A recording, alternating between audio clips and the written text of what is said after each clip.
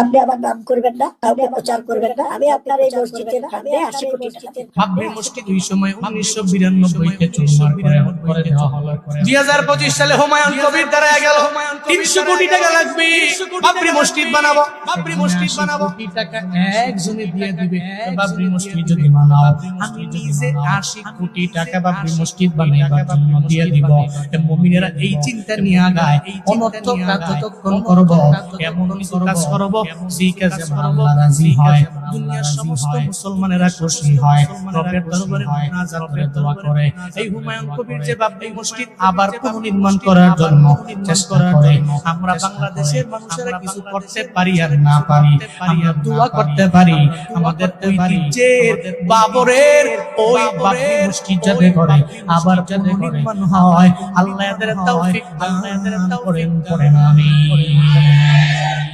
মসজিদ তো কার ঘর? মসজিদ তো কার ঘর? কার ঘর?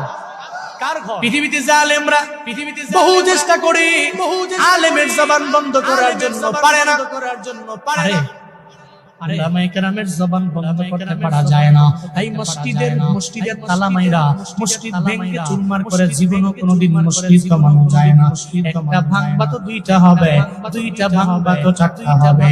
একজন আলেমের জিন্দার কানায় ঢুকে মেরে ফেলবা, হত্যা করে ফেলবা, ওনার বিনিময়ে আরো শত শত উলামায়ে কেরাম সৃষ্টি করে দিবি।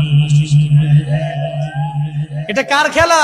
এটা কার খেলা? কার কুদরত? কার কুদরত? কাদের কুদরত তারি বরং কামাল রব্বি আনতা হাসবি জালাল তুহি কাদির জলিলুল্লাহ জাহাদা